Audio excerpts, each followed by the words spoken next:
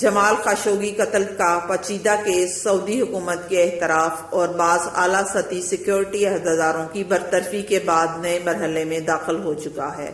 کیا اب بھی سعودی ولی عہد کی برطرفی کا امکان موجود ہے یا عالمی برادری ان کا اس قتل سے لا علم ہونے پر مبنی سعودی موقف قبول کر لے گی؟ یہ کیس امریکہ میں قریب الواقع مڈ ٹرم الیکشن کے پیش نظر صدر ڈونلڈ ٹرمپ کی پوزیشن پر کیا اثرات ڈالے گا؟ کیا واقعی سعودی فرمانروا ملک سلمان خاشقجی کی موت سے لا علم تھے؟ یہ ایسے اہم معاملات ہیں یا ایسے اہم سوالات ہیں جن کا تحریر حاضر میں جواب دینے کی کوشش کی گئی ہے۔ جمعہ کے روز نیوز ایجنسی نے ایک رپورٹ شائع کی جس میں یہ کہا گیا ہے کہ سلمان بن عبدالعزیز جمال خاشقجی کی موت سے لا علم تھے اور اب اطلاع ملنے کے بعد وہ ولی عہد محمد بن سلمان کے اختیارات محدود کرنے کے درپے ہیں۔ یہ دعویٰ کس حد تک صحیح ہے، اس بارے میں لبنان کے معروف صحافی اور تجزیہ کار علی مراد کا کہنا ہے کہ رپورٹ بہت حد تک گمراہ کن ہے، کیونکہ اس میں یہ ظاہر کرنے کی کوشش کی گئی ہے کہ سعودی فرمانروا ملکی امور پر مکمل احاطہ رکھتے ہیں اور تمام فیصلے ان کی مرضی سے انجام پاتے ہیں اور ان کی بیماری حکومتی ذمہ داریاں ادا کرنے پر اثر انداز نہیں ہو رہی۔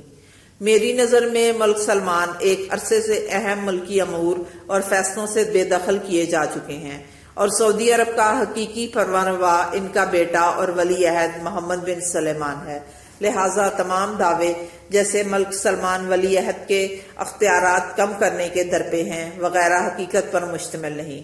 سعودی ولی عہد شہزادہ محمد بن سلمان نے حال ہی میں اپنے والد کی طرف سے بہت سے احکامات جاری کیے ہیں جن میں مسئلہ فلسطین کے بارے میں صدی کی ڈیل اور آرامکو آئل کمپنی کے حصے بیچنے پر مبنی احکامات بھی شامل ہیں۔ وہ ہر مشکل اور حساس موقع پر اپنے باپ کے اختیارات استعمال کرتے ہوئے آئے ہیں اور اسی وجہ سے انہوں نے اب تک اپنے والد کو برطرف کر کے اقتدار اپنے ہاتھ میں لینے کی کوشش نہیں کی۔ سعودی صحافی جمال خاشقجی کے قتل سے متعلق سعودی حکومت کا موقف سامنے آنے کے بعد جو واقعات اس ملک میں رونما ہوئے اور چند اہم سیکورٹی عہدیداروں جیسے سعودی دربار کے مشیر سعود القحطانی اور انٹیلیجنس کے نائب سربراہ جنرل احمد عسیری وغیرہ کو برطرف کر دیا گیا، اس کی توقع کی جا رہی تھی۔ اس منظر عامے کا مقصد محمد بن سلمان کو جمال خاشقجی کے قتل سے مبرہ کرنا ہے۔ اب صورتحال زیادہ واضح ہو چکی ہے۔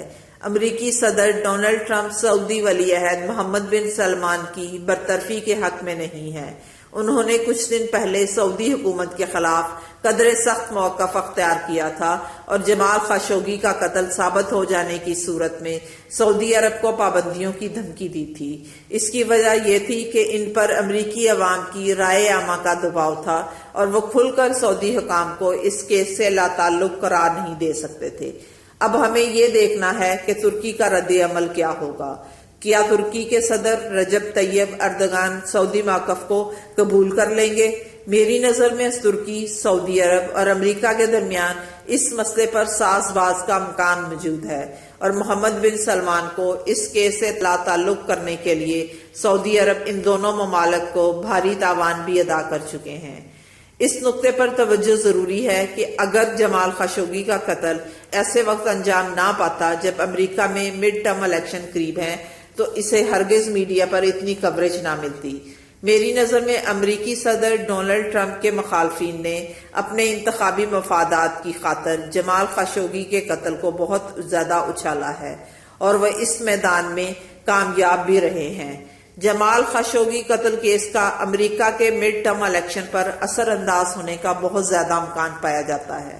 ڈونلڈ ٹرمپ نے اپنے بیانات سے ثابت کر دیا ہے کہ ان کا انجام سعودی ولی عہد محمد بن سلمان کے انجام سے جڑا ہوا ہے۔ امریکی صدر نے امریکہ کی اقتصادی صورتحال بہتر بنانے اور خاص طور پر اس ملک میں بے روزگاری کے مسئلے پر قابو پانے میں محمد بن سلمان کی مالی مدد استعمال کی ہے اور اگر انہیں اپنے عہدے سے برطرف کر دیا جاتا ہے تو شاید ٹرمپ کو ان جیسا کوئی اور ولی عہد میسر نہ آئے۔